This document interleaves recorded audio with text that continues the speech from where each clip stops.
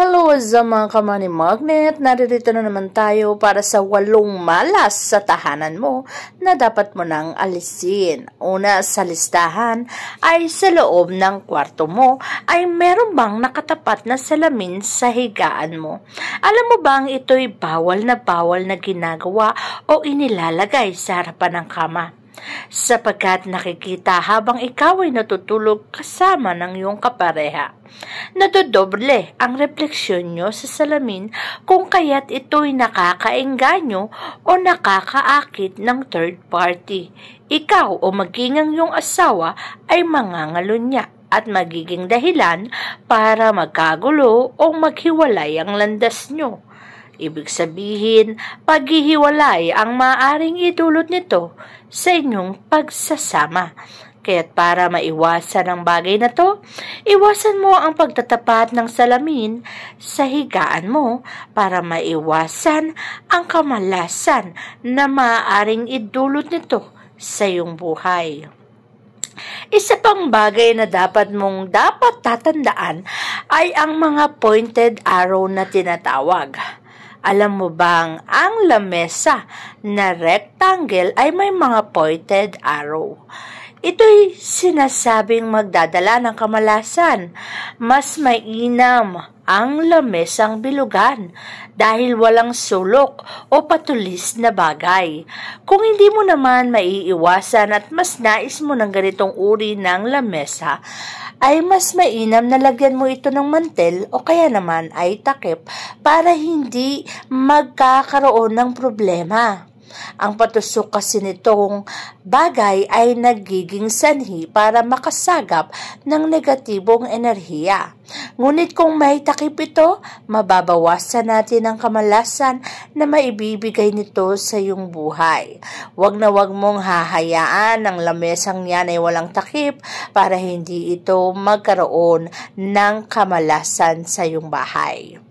Pangatlong bahay na dapat mong tatandaan sa loob ng bahay ay ang hagdanan at pwesto ng hagdanan.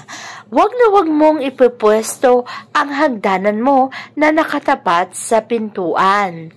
Sapagkat kapag ang hagdanan ay nakatapat sa pintuan, ang magiging dahilan niyan ay paglabas ng blessing na sana ay nasa loob na ng tahanan. Kapag kasi may pumasok na blessing, agaran din itong lalabas sa iyong bahay at magkukos ito ng kamalasan dahil pagpasok ay agaran ding nawawala. Kung kaya't kahit anong blessing o swerte ang dumaan sa iyong palad, agaran din itong nauubos at nawawala. Kaya't kung ayaw mong magkaroon ng kamalasan pagdating sa blessing na sana ay sa iyo na, huwag mo itapat ang hagdanan sa pintuan. Dapat mo ring tandaan na ang pag-aalaga ng hayop ay dapat binabase mo sa kung anong progreso ng buhay ang nais mong matanggap o mangyari sa buhay mo. Kung palagi kang nag-aalaga ng mga bagay o hayop na nagbibigay ng manifestation ng kabagalan, katulad na lamang ng pagong, ito'y maaaring maging replika rin ng success mo sa buhay ay hindi uusad o magiging mabagal. Sapagkat kung yan ang lagi mong nakikita sa maghapon mong ikaw ay nasa bahay, kilos ay napakabagal, ikaw din ay babagal sa pag-usad sa iyong buhay. At ayaw naman natin maging mabagal ang pag-usad ng pag-asenso sa iyong buhay. Kaya't iwasan mo ang paglalagay ng mga pagong sa loob ng tahanan. Siyempre, huwag mo rin kalimutan na pagdating sa pagbagal ng usad, isang halaman ay hindi na wawala diyan tulad ng bonsai. Diba, ang sukat niya ay nananatili lamang, hindi umuusad, hindi lumalaki. At kapag ito ang nakadisplay sa iyong tahanan o inaalagaan mo sa loob ng bahay, sa palagay mo ba uusad din ang iyong buhay?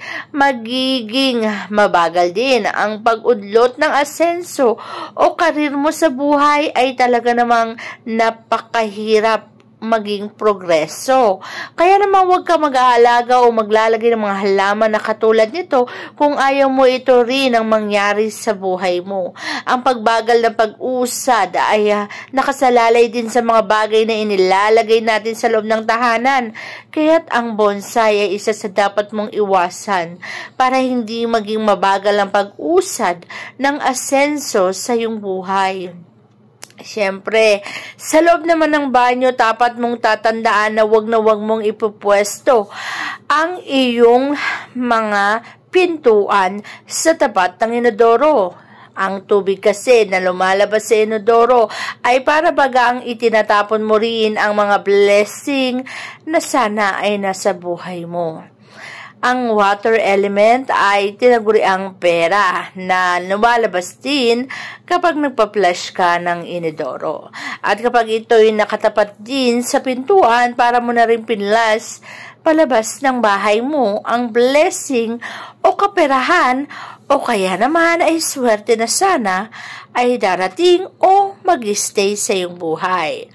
Kaya naman hindi masama na kung meron ka ng pintuan ay huwag mong itatapat sa inodoro ng iyong CR para maiwasan din ang kamalasan.